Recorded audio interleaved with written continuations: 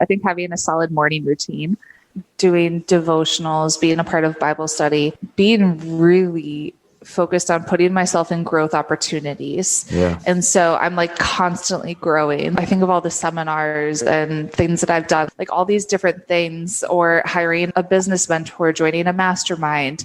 I'm always thinking like, what's that next level? Where are the people that are at where I want to be? And how can I get in that room with them? Like, how can I hang around them and learn the things that they're learning? How can I get that support? How can I find that mentor who's been there before me? Tony Robbins says you can compress decades into days when you have the right strategy. So I'm like, who has the strategy? And who can help me overcome my own limiting beliefs? And so hiring a mentor who's great at business, but also great at leadership, who can see my blind spots, because we all have. And so making sure, I'm always thinking like, how can I keep growing? What's that next level look like? I'm Doug Bopst, personal trainer, best-selling author, and entrepreneur, and I'm on a mission to help others become the best version of themselves. So I'd like to welcome you to the Adversity Advantage podcast, where we will help you use obstacles, failures, and setbacks to give you that edge needed for success. I'll be interviewing people from all walks of life on how they overcame trials and turned them into triumphs. So please sit back, relax, and get ready to be absolutely blown away by some of the wisdom and stories you're about to hear. Welcome back to another episode of the Adversity Advantage. I'm your host, Doug Bopst, and today's episode on the show is going to reflect some deep insights on subjects such as perseverance, perspective, and Pinterest. That's right, Pinterest. And Rachel Ngom initially caught my attention with her entrepreneurship journey of going from living on food stamps and having negative $400 in her checking account to building a business that was making multiple six figures a year. And something else that caught my attention was how she has mastered using the highly popular social media app Pinterest, which, as you will learn, can benefit anyone. But before we recorded, I also learned that she recently moved to Senegal, a country in West Africa, which is ironically the same place where she met her husband. So I thought it was only fitting, given the times that we're in, to unpack some of her insights on the move, the lifestyle there, and also have us take a closer look on what we should be thankful for. And today, Rachel is the host of the She's Making an Impact podcast. She is a business and lead generation expert. She helps purpose-driven entrepreneurs drive more traffic, leads, and sales through Pinterest, blogging, and strategic use of automation. And we certainly uncover her story that I mentioned previously and talk about exactly how she was able to overcome the struggles that came with that. We also discuss how to compress time and the value of that in order to achieve success in an efficient way. We talk about creating a new normal in your life and why you need to become the best version of yourself. We get into why you need to take massive risks in your life in order to get what you want. We also discuss why you need to attach a deep enough why to whatever you're doing before life attaches it for you. She shares some business tips, of course, and we talk about all things Pinterest. But I think my favorite part of our conversation was the perspective shift that she experienced from her move to West Africa that she shares. So I think when y'all are done listening to this episode, you're certainly going to feel more grateful and blessed. So let's get this conversation going and welcome Rachel Ngom to the Adversity Advantage podcast. Rachel, thank you so much for coming on the podcast. Yeah, thanks for having me. Yeah, of course. And it's funny, we were talking before we recorded and you were telling me that you recently moved to West Africa. And I was like, something that's really important I think you could share on, especially for times like these, is you've gone from someone who's lived all across the world, really, in different parts of the United States and lived a good life in the United States. And now you're in West Africa. What has that done to your level of gratitude? How has that changed your perspective on things to help you live a better life? I think that's a good place for us to start. Oh, grateful for everything and getting really uncomfortable and understanding just how blessed I am. And gosh, like the first week here, I'm not going to lie, it was an adjustment. It was rough. Where we were staying, it was like this apartment downtown. I was trying to do a launch for my business and like we just adjusting to internet and buying credit and then our son doing virtual school and running out of internet and having the baby crying, trying to go for a walk where there are no sidewalks in the sand. And I'm like getting in my head thinking, oh my gosh, the pollution, it's hard to breathe. And then I'm looking, And I'm seeing these kids that are playing with like a rolled up tire and like plastic bags without shoes. And I'm like, Rachel, shut up.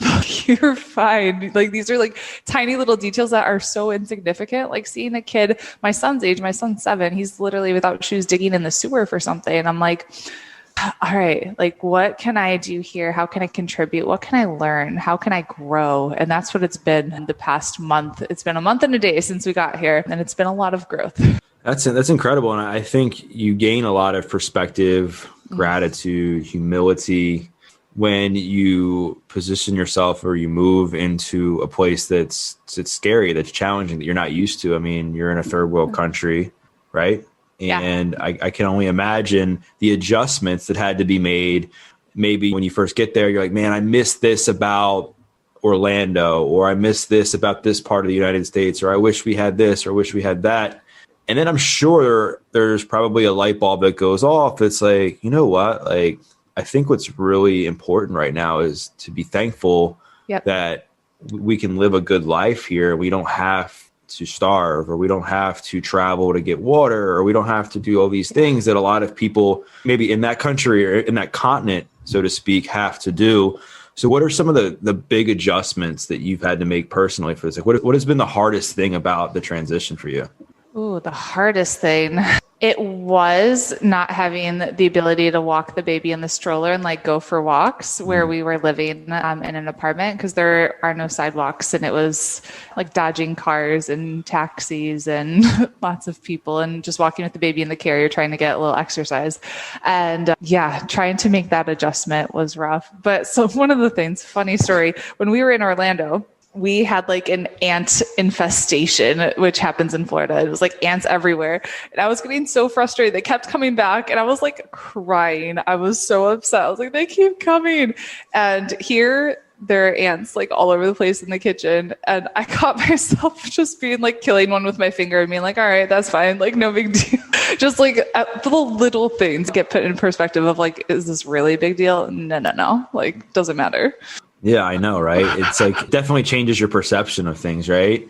And so I guess like the last thing I want to ask is like, has there been anything where you've taken some quiet time, either in prayer or meditation or whatever, where you've really said to yourself, like, wow, this has made my life better in this or that way? Has there been any kind of aha moments so far for you?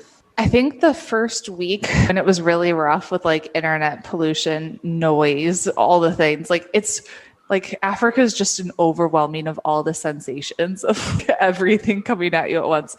And I was just praying. I was like, God, why did we choose to come here? Like, this is hard. And it was like to get you uncomfortable, to get you out of your comfort zone and to show you how blessed you really are. And I was like, okay, I get it. Like, I got this. And that was kind of like a turning moment for me of like, we can totally do this. Yeah. And I think what happened, especially from you who came from humble beginnings, and then you make it as an entrepreneur in business, you forget where you came from. Sometimes it's just human nature to forget sometimes. I mean, I think in our best efforts, we try to, but I think life happens. You just want to keep, getting better, making more money, impacting more people. And it's just, you forget about it. And then as you make more money and you elevate yourself in business, your priorities and your values kind of change. Yeah. Maybe things that you never thought were important become important. Things that you never thought wouldn't be important become unimportant. And then through that, you kind of lose sight of what's meaningful in life. Yeah. And I think for you though, bringing yourself to West Africa and to the place where you met your husband, right? It's kind of like back to the future. I mean, I guess blast from the past. I guess not back. Yeah. Blast from the past a little bit. And then from there, God helped you get from a really, really horrific moment in your life to becoming somebody who's making multiple six figures in your business, where most people, or a lot of people, and rightfully so, in that state, might not have made it out based on their circumstances. I mean, you were dead broke, you were living on food stamps, you're pregnant, you're married, and hopeless and in the depths of despair. So walk the audience a little bit, like what you were feeling during that time. I think you were 20, in your early 20s, I think, right? Yeah. 23 is when my son was. Yeah, I was around 23, 24. And you were living in France? So at this point, we were in Florida. So I finished grad school. We moved to Florida, and we were in the attempts to buy an equestrian property for my husband to start his business. And I was pregnant. And before we got into that house, we were in like the cheapest motels we could find. And so the first one we stayed at, there was literal bed bugs that I was getting bit all over the place. And it was awful. Oh my gosh. So as soon as we found out what it was, and it was so dirty, and ended up actually being where they did like drug deals. We didn't realize how bad it was until we left. We're like, whoa. Then we went to another place where we had like a lady smoking and watching TV in the middle of the night. And then we finally got into our house, and like it was incredible. My husband was able to start his business, and we were still struggling because the only job I could find with my master's and the number one program in the country in social work was cleaning equipment at our local gym for minimum wage. And I was like, this is not what I was put on the planet to do. Like, was there just not a demand for it? No, not a demand for social work, specifically in what I was doing. And all the jobs that we're hiring were for people that had paid work experience. And I just graduated. I was like, I've had a ton of experience in Africa and started all these things, but it was all free, like internship experience, basically. And so they weren't even interested in looking at what I had to offer. So that was when I was like, what could I do? Like, what can I do in this situation? The cleaning equipment at the gym, it was such a slap in the face. And I remember having to leave my son and feeling invisible and thinking, I can't do this. Like, this is not what I'm here to do. So I was a part of network marketing company at that time. And I saw other people having success. And I was like, they did it. I could do it too. Like, they figured something else out. And I'm really grateful that I'm very stubborn in that I'm just going to keep trying until I figure it out. And that's what I did. And I found this program that was teaching social media, and I wanted to learn how to use social media, grow my business. And I remember it was like $450 a month for 6 months, which at the time was like $1 million. Like, it was so much money. And I had that feeling in my gut, like I was supposed to do this program. So I remember going to my husband and being like, I like just cried. I'm supposed to do this. Oh my gosh, I know it's so expensive. And he's like, go for it. Like, you go for it. And I'm so grateful he had that faith in me. And I remember we sold our car. We sold all of our bedroom furniture except for our bed, our dining room table, our TV, so I could do this program. And that program took us from $20,000 a year to $100,000 a year within 2 years. And that was like the launching pad of me being able to grow my impact and my influence online. Wow, that's super inspiring. So what do you think, what was it that really forced you to take that first step? Because there's a lot of people, I think, that have been in your shoes, or maybe they are in a similar spot, and they're like, I really want to do this thing, but I just don't know. I really want to do this thing, but I don't want to sacrifice the money or the time. Was there a certain moment where you just broke down, or was it just a time where you were like, you know what, I'm doing this, I'm committing myself for my family and for our future? One specific moment that stands out was I was pushing my son TJ in the stroller, going from pawn shop to pawn shop, trying to sell stuff out of our house to get our bank account out of the negative. And I remember like bringing my jewelry and stuff, and the pawn shop being like, this is worthless. Like, we can't take this. You'll get like $20 from it. And being like, oh. And then looking at my son and thinking, like, that's not the kind of life I want him to have. That's not what I want his childhood to be like. This is not, like, I want him to know that you don't have to struggle. And I wanted to be able to provide for him. And so when I found that program, it was like, yes, we can't afford it. How can we afford it? So instead of just telling yourself that story of I can't afford it, that's what keeps so many people stuck. Like, they see something they want, or something that's going to help them, or a coach or a mentor, whatever that might be. And they tell them, ooh, that's too expensive. I can't afford it. If you just shifted that to how can I afford it and figure it out? Like, so many of the mentors that I've had were broke and they figured out a way because they didn't put that limitation on themselves. You're right. And I think you change when the pain of your current state becomes greater than the pain of changing for the future, or something like that, right?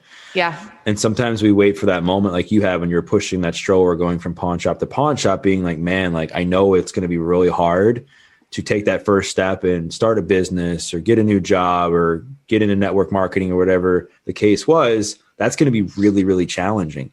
But in this moment right now, the pain of pushing my kid in a stroller and being like, am I going to be able to provide for him next year, next month? That's really painful. And a lot of people don't think about that. Like, I always say, whatever you're trying to achieve in life, whether it's a goal, whether it's an ambition, you have to attach a deep rooted why to that before life attaches it for you, because life will throw you curveballs. And you saw what happened in 2020, like it threw everyone a curveball. I don't care who you were.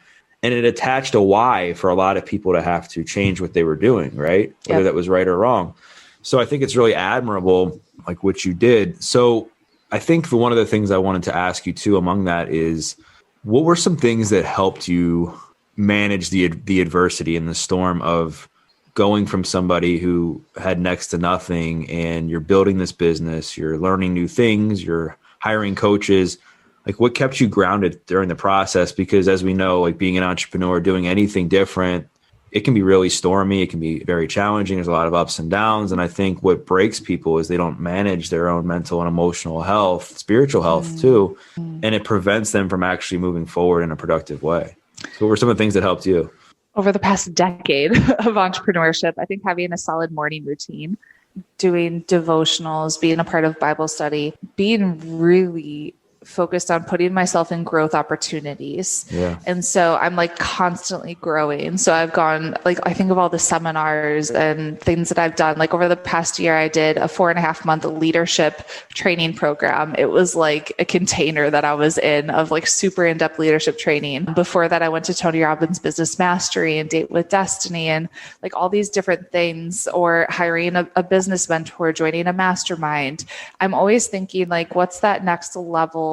Where are the people that are at where I want to be? And how can I get in that room with them? Like, how can I hang around them and learn the things that they're learning? How can I get that support? How can I find that mentor who's been there before me? Tony Robbins says you can compress decades into days when you have the right strategy. So I'm like, who has the strategy? And who can help me overcome my own limiting beliefs? And so hiring a mentor who's great at business, but also great at leadership, who can see my blind spots, because we all have. And so making sure, I'm always thinking like, how can I keep growing? What's that next level look like? Yeah, absolutely. And I think having discipline in your life through a morning routine, through a devotional, through prayer, fitness, being a part of accountability groups, it creates new normals for you, right? And it's how you up level your game, because what tends to happen, I think, is people when they're in their old self, let's just say they have no routine and they're not making hardly any money, not doing what they want.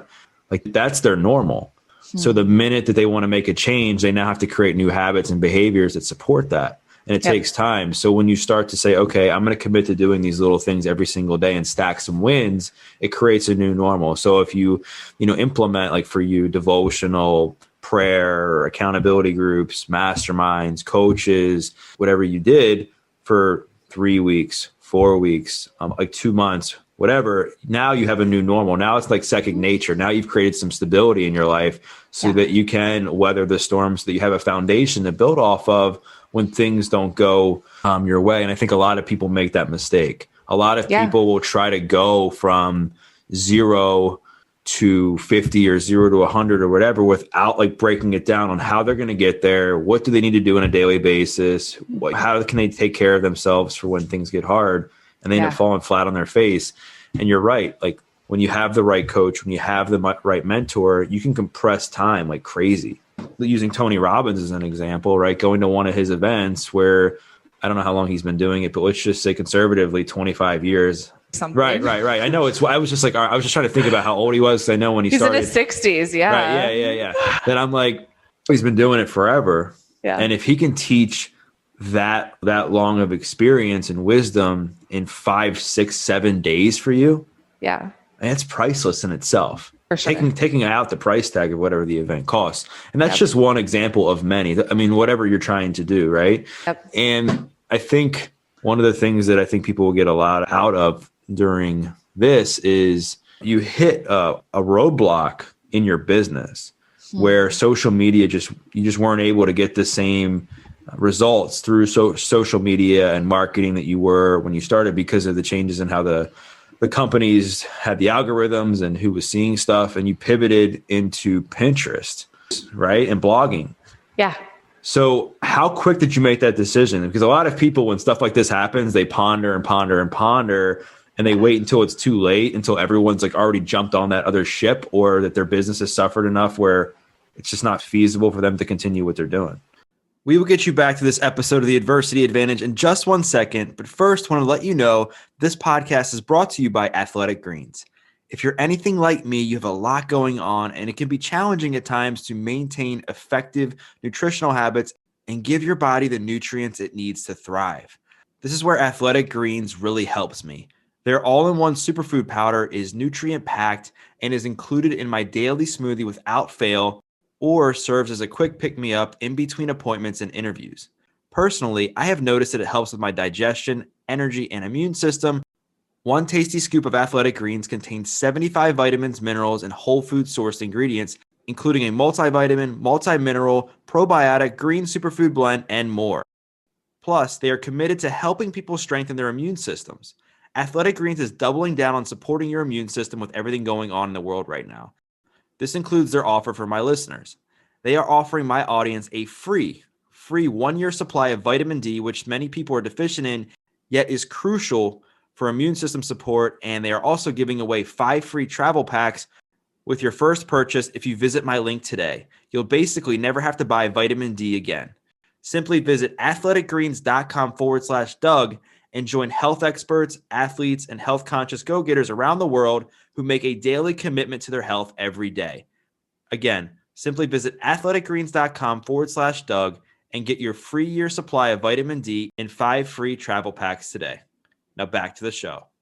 You got to make a quick decision. Like entrepreneurs make decisions quickly. And so when something's not working, get curious. I think a lot of times people think it's not working because I'm doing something wrong, or it's my fault, or I suck, or I'm terrible, or they have these like beliefs of worthiness and all these things. And I was just thinking, like, when something doesn't work in my business, I get curious and I'm wondering, like, this launch didn't go as well as our past launch did. Like, why is that? What was missing, or what could we do better to improve upon the next time?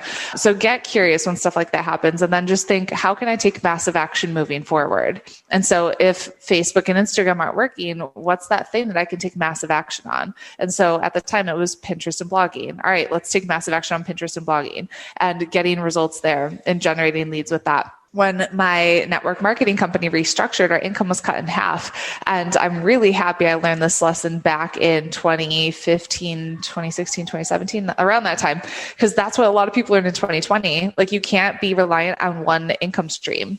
And so I learned I have to be responsible and do my own thing. I can't, like, I was an entrepreneur kind of with network marketing, but I was not in control because I was working harder and harder and harder. My income kept going down. So I was like, all right, time to make a new decision and hire a business mentor who's going to show me what I need to do.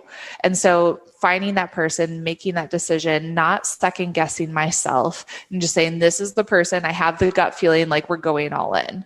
Yeah, you're right. And I think some of the most successful entrepreneurs are very decisive. They make decisions like very quickly when things are going wrong. They stop the bleeding very quickly. I mean, they know that the bleeding happens, or they accept it, but they're like, all right, I'm going to let it let it bleed a little bit. Maybe I'll have some self-pity or play the victim for like an hour or whatever, and be like, but then it's like, all right, what can I do to control it and move towards a solution? It's very quick, right? And I'm sure there's maybe some people that just instantly, like when something goes wrong, they're like, pivot now. So, but I also want to let people know that it's normal when something goes wrong or you get thrown a curveball to have this sense of shame or feel bad or be upset. It's normal. You're a human being and you care about your business. But what's not okay, in my opinion, in my experience, is sitting in that for so long to where it holds you back from moving forward. So one of the things I also wanted to mention is, in network marketing, from my understanding, there's a lot of people that say they're entrepreneurs, but in reality, it's not their business. Like, it's not like these companies can change their payment structure within a matter of seconds. And then what? Because you really don't have control over what happens. And you saw that happen. I think, was it Avocare a few years ago? Did they change? Yeah, all the companies change at some point, pretty much. Like, it's not anything you're doing in your life, in your business, it's not secure. Tomorrow's not promised. And 2020 definitely showed a lot of us that. Like, you could be in an industry that you thought was a secure, steady job, secure, steady paycheck, and then an entire industry collapse, right? And so you got to think, how can I create another income stream for my business? Or create another income stream outside of my business even. So like, we're here in Senegal and we're thinking, how can we start a business here? and use the money that I'm generating from this business and invest it into something else. Right. So what are some things you're looking to get into down there? Oh my goodness. We have so many ideas. Is it more like development based where you're helping out the country, or is it more like I just want to make the community better, or is it just something that has nothing to do with? I think that we can change the community by starting businesses and providing jobs for people that don't have jobs. That's awesome. And so we have a nonprofit and we're able to help people through our nonprofit, but also I know that we can employ a ton of people here. And so thinking of, there's so many opportunities, and my husband and I were seeing everything. Like there's so many problems that need to be solved, and like little things, like there's no tow truck here. So if your car breaks down, you like tie a rope to someone else's car and hope they can pull you. There's no like U-Haul or storage facilities, like little things that you don't even think about. It just doesn't exist. And so we wanted to get into real estate and like build real estate buildings. And we're like, we're just going to wait like 6 months and see like everything and see what happens. And so like one of the things too is like daycare, of looking at the daycares around here and knowing, would I trust these people with my 10-month-old baby? I'm not sure. Could we create one for the area that doesn't exist with super high standards? Maybe.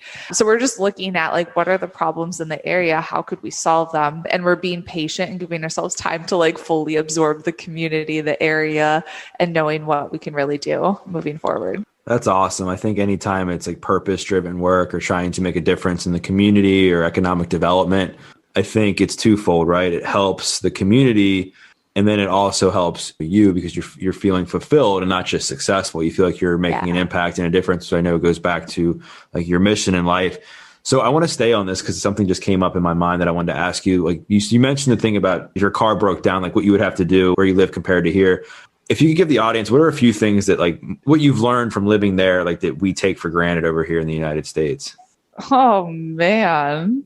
So just places for your kids to play. Like there's really not a lot of places for like leisure things and fun activities. Being able to go like deliver Amazon delivery. We don't have Amazon here. There's no Amazon? No, there's no there's no mailman. So my husband and I went to the post office downtown and opened up a P.O. box, and we don't get notified if we get mail there. We have to actually go to the P.O. box to see if we have mail. So no mailman. Oh man, you don't drink the water, obviously. So I have bottled water. Traffic. You don't think about traffic, but like driving, I was terrified to drive because it's insanity. Like there's horse-drawn carriages and there's people and bikes and scooters and there's no rules. Everyone does whatever they feel like doing. There's like one stoplight, I think, that I've seen. What? It's like people everywhere. So people are just crossing in front of the street, or they're walking on the side of the road, or they'll just stop randomly and take a phone call. It's like, you do what you feel. So I was like, I don't think I can drive here. And my husband's like, yes, you can do it. So I did. And the first time I was like so nervous. And when I got to the place I wanted to go to, I was like, I did it. Like I could actually drive. Like it was like my big, like conquering the fear of the moment. And when you do that, that builds confidence. So find the thing that scares you and actually do it. Ooh, internet and phone. Like having unlimited internet is something that we didn't have. And so you'll just like run out of credit or something if you're not on top of it. Electrical shortages whenever they feel like turning it off, or water shortages. We having a paved road, because we didn't have one at the apartment, it was all sand. And so like being able to walk the baby in the stroller, we can here, but our other location in the other part of the city, we couldn't. And I was like, I didn't realize how much I took for granted just being able to go for a walk with Gabrielle every day. And now I can, but when we were living in the other part, I couldn't. Not having in the other area too. And that's how like a lot of people live. We're in a nicer neighborhood right now, but before it was a lot of pollution, a lot of traffic. Like I'd go for a walk down the street and I wouldn't walk with my AirPods and like listen to an audiobook or a podcast like I normally would, because I just didn't feel safe doing that. So it's pretty dangerous. I wouldn't necessarily say dangerous, but I already stand out being white. I don't want to draw more attention to myself than I really need to. Being able to take a taxi and feeling like you're safe, because the taxis are falling apart and you can't, like the windows are either broken or there's no seatbelt. And then you roll down the window and it's like a huge whiff of the pollution. And you're like, keep the window closed. Air conditioning too. Air conditioning is a big one. It's like winter right now, so it's not It gets hot during the day, but in a Right. couple of months I'll be feeling that. I could go on and on, I swear. Is the community there, like, are they pretty much, do they like, embrace you? Or are they like asking you questions like why Oh, you're everyone is so sweet. Like if I were to bring you met TJ, my son. right? When I asked him, I'm like, TJ, what's one of the things that you've like noticed about Senegal? Because like my first week I was so focused on the negative of like, oh my gosh, it's so dirty, polluted, it stinks, it's loud. And my son is like, the people here are so kind and so generous. Did you see what that man just did? Like he helped us with our groceries, he put it in the car. They're so nice. And I'm like, man, kid, like I can learn from you. I like your perspective. I mean, yeah, you can learn a lot with like a lot of people who maybe aren't used to having a lot of things like maybe people have in the United States. They just put their values and their efforts maybe into different things, being of service, working with what they have, being thankful, helping other people. I'm not saying that Americans don't do that, but I think it's probably it's much more obvious, I think, when you go to a third world country, as I'm sure you're observing. You don't waste anything. Yeah. So like we finished the yogurt container and I went to throw it away and there's no recycling here. That's another thing. There's plastic all over the place. It's awful. And we have someone helping out with like cooking and cleaning around the house. And she took it out of the garbage. She's like, on ne jette pas. And like, we don't throw this away. Like she's using that to like store stuff in the kitchen. She's like, we don't throw away anything. Like, and I finished my jar of peanut butter that I brought from America. And it's a sad day that it's gone. And I gave it to her. I'm like, here, you can use this too. She's like, perfect. Like, we're not throwing it away. That's wild. No, it's cool. And I think it's admirable what y'all have done and why you're down there and to be able to kind of make a difference in that community. And then also, I think just seeing the silver lining in everything and saying, okay, these are some things that I took for granted. And I'm sure it's going to make you, at the end of the day, a better mom, better business person, better wife, better friend, because now you're like, okay, maybe I've forgotten about some of the things that were really meaningful to me, helping others like in an authentic way, or spending time with your kids, or being creative in a way where you're spending time with your kids. Because you're so used to, I think in the States, from what I observe, I don't have kids, but there's your standard things you do with your kids. You go to the park, you go on play dates, you go to maybe like a kids museum or the zoo or aquarium or something like that, where it's pretty standard and straightforward. Where there, it's like, it's so much different. And you got to really hone in on your creativity, be like, all right, let's get back to maybe playing outside and being active, or playing games, or what can I do to change the dynamic of my kids' environment by being more playful and being more fun. And then also the other thing too, I'm sure that was a big adjustment, is there's no rules on the road. Like you have to be much more focused. So that means like no scrolling through Instagram or texting while driving. Like it's a real, it's gonna be like severely life-threatening if you do, just from a safety perspective. Absolutely. Just like watching my son, I'm like, all right, TJ, you can't just touch things here like you would in America, because he's very curious. And there's not really safety standards and regulations. So like when we came to visit when he was 5, he went to grab like an open wire basically that was hanging, and I was like, TJ, don't do, like, you can't touch stuff that you don't know what it does. Like, I know you're curious, I know you want, but you cannot do that. Yeah, so those are just like little things. I think it's important for people to hear that, because I think in times where gratitude is such a buzzword, I talk about this a lot, and we're told to be grateful, we're told to write down things, but like, how do you really live it?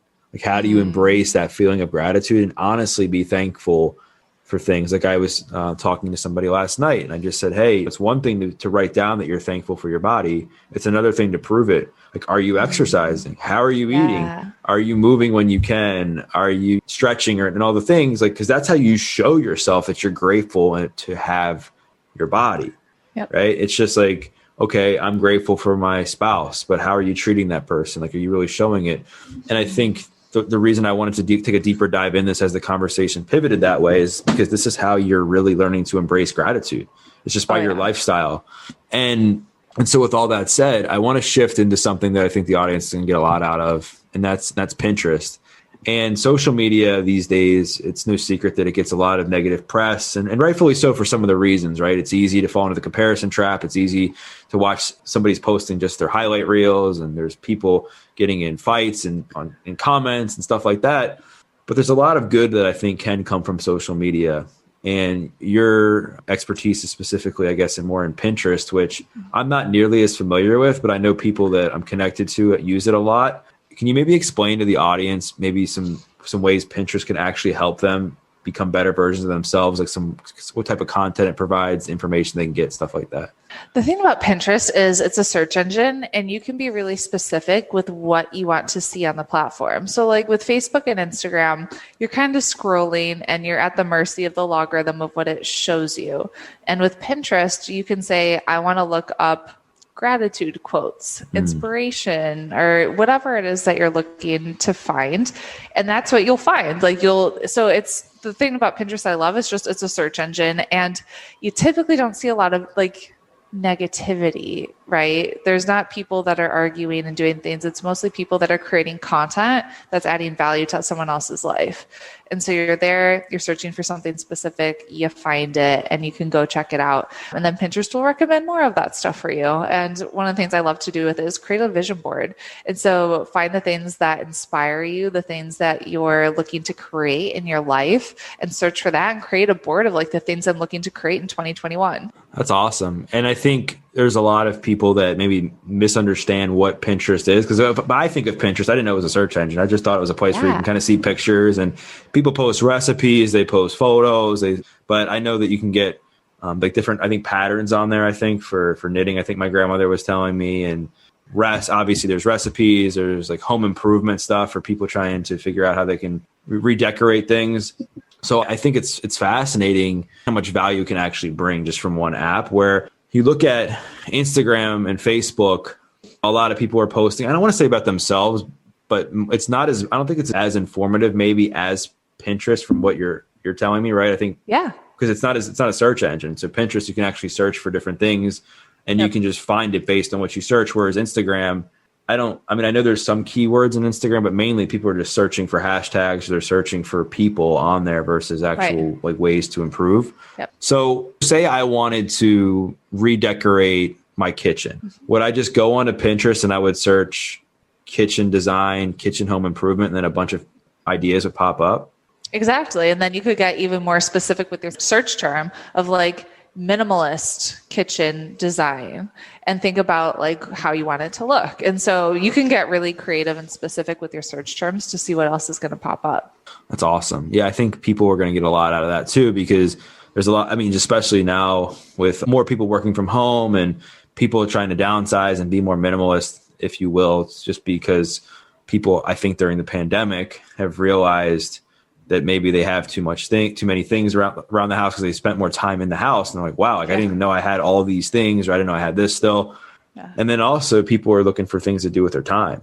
Yep. And taking up new hobbies, arts and crafts, decorating, that sort of thing is something that I think is going to be trendy and continue to be trendy. So I want to get back into like the Pinterest and how you built Pinterest. So what were some of the things that you did to build something consistently and successfully? Because I don't care if someone's trying to build a Pinterest account, someone's trying to build a social media following, a business. I think a lot of people become impatient and try to short circuit success. And what ends up happening is they end up becoming a flash in the pan for a day or a week or maybe even a month, and they fall on their face because they haven't built the foundation and they don't have a plan on how to be successful on a consistent basis. The biggest thing is be consistent. So show up. You can pin every day and add value. So create content that's going to add value to your ideal client and think about what is it that they're searching for on the platform.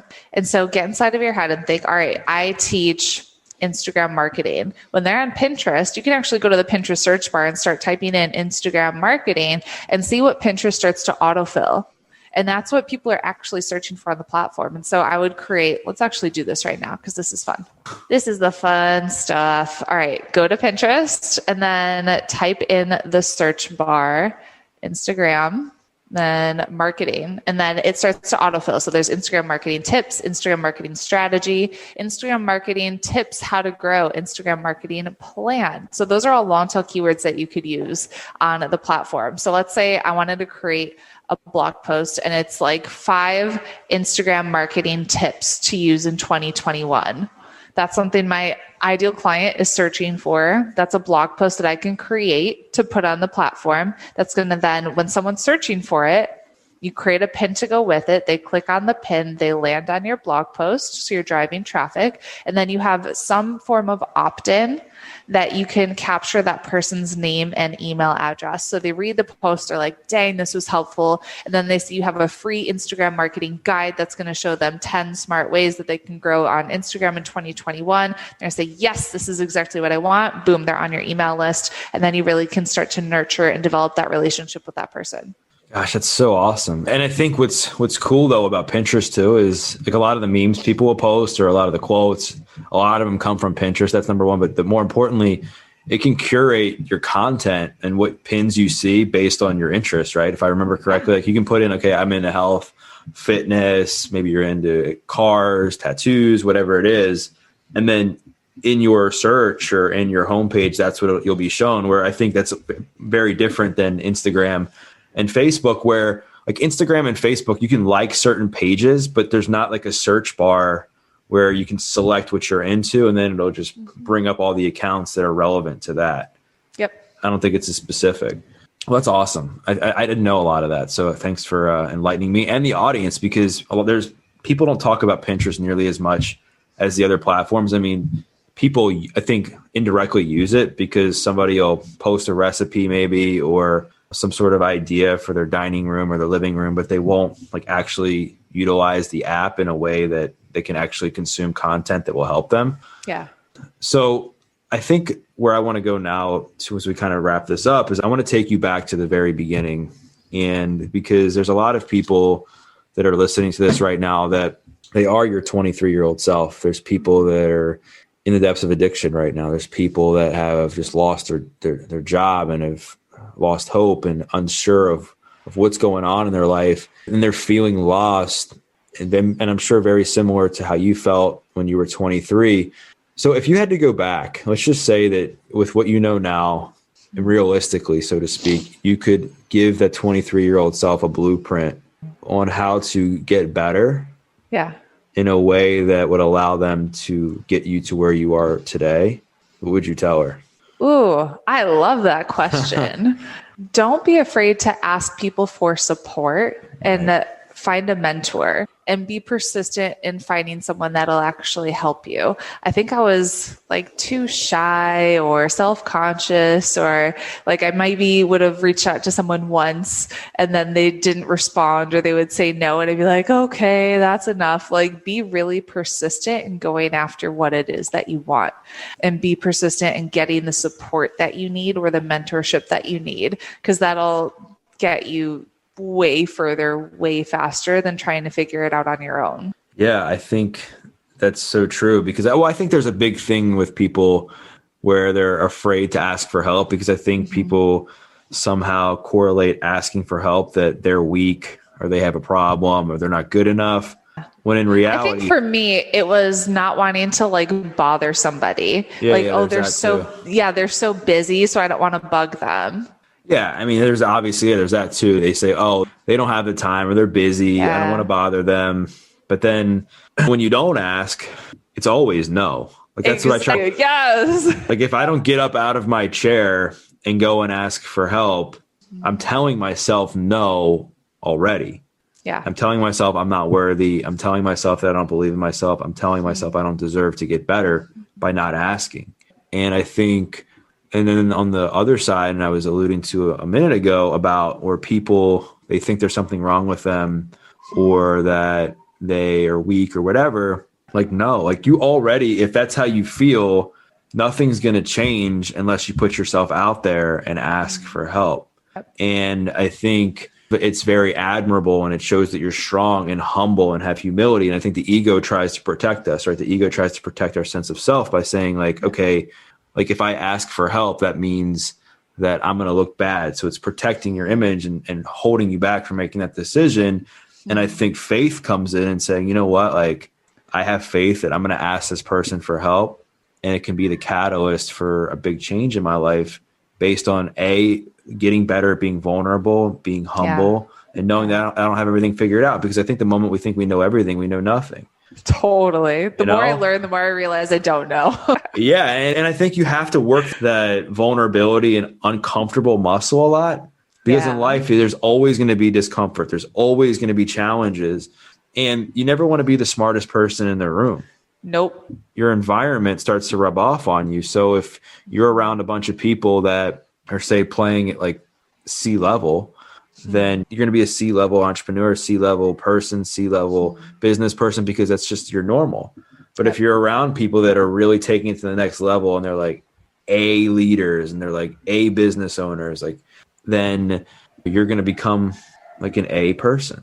Yep, absolutely. And it's just the same with anything else in life. So I guess as we come to a close, I want to really thank you once again for sharing your story, sharing your knowledge, being vulnerable about what it's been like to transition to moving to where you're living. Senegal, right? Yeah, Senegal. Because I think a lot of people, I mean, they may not relate, but hopefully it'll hit them in the chest a little bit and say, maybe I have taken these few things for granted, or it gets them thinking and saying, you know what, I need to do a better job at working on the things that I do have, or spending more time with my family or loved ones. So what's next for you? Oh my goodness. Business is here. That's what I'm excited about, is like, we're still getting settled. I have an office, hallelujah, but we don't have closets or anything. So like getting settled, and they don't have closets here. That's another thing. So we get to have like wardrobes built and that kind of thing. Getting settled, and then deciding on our first business that we want to start here. Awesome. So where can people find out more about you if they want to connect with you? We have the She's Making an Impact podcast. So you can go ahead and check that out. If you want to see behind the scenes of Senegal and that kind of thing, you can follow me on Instagram at She's Making an Impact. And then if you want to learn more about Pinterest, you can attend my free Pinterest class. It's just freepinterestclass.com. Rachel, it's been an absolute pleasure to have you on. And thank you once again for sharing your message, sharing your tips, explaining Pinterest for those of us who don't understand it, and for everything we talked about today. And for those listening, as always, all that we ask is that you share the episode if it touched your heart. Maybe take a screenshot is the easiest way, and tag Rachel, tag myself, and maybe with a big takeaway. Maybe it was something in her story of how she went from living on food stamps to being a successful entrepreneur, or maybe it was some of the things she shared on perspective on living in West Africa. Maybe it was something about Pinterest that you might implement in your life. Whatever it is, just do that, and we'd love to hear from you. And we thank you for listening to this episode of The Adversity Advantage. I'm your host, Doug Bopst. We'll see you next time.